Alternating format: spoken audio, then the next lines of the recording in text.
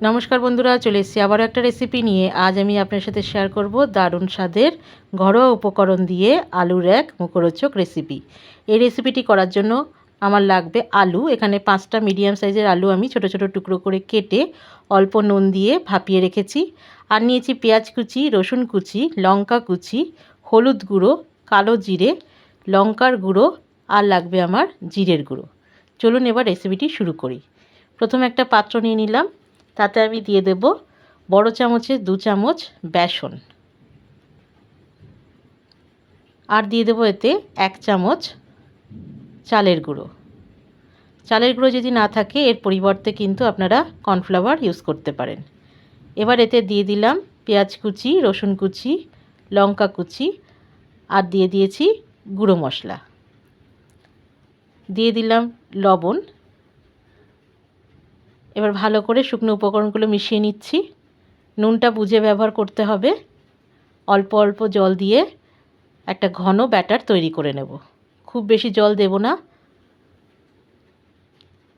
অল্প অল্প জল দিয়ে তৈরি করে নিলাম। দেখুন একটা ঘন ব্যাটার তৈরি হয়ে গেছে।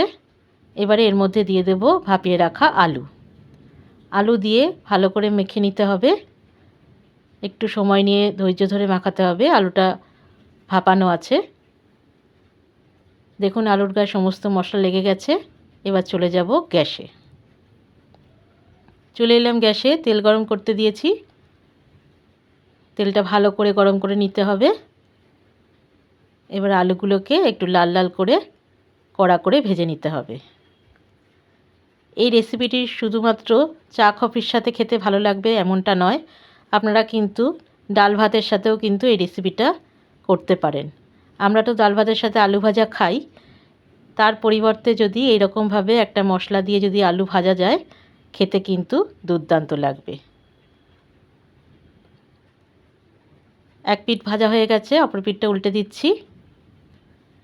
নিজেদের মনের মতো করে লাল করে কড়া করে ভেজে নিতে পারেন আপনারা।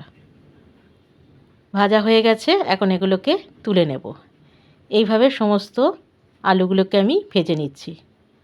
আপনারা এগুলোকে আলুর পকোড়া হিসাবেও বলতে পারেন। এটা কিন্তু খেতে দুর্দান্ত লাগে।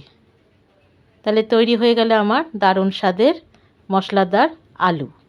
এই রেসিপি যদি ভালো লেগে থাকে বন্ধুরা, বাড়িতে অবশ্যই বানাবেন এবং সবাই মিলে খাবেন। ভালো লাগলে পরে আমাকে একটা লাইক, শেয়ার, কমেন্ট আর একটা ফলো করতে ভুলবেন না বন্ধুরা।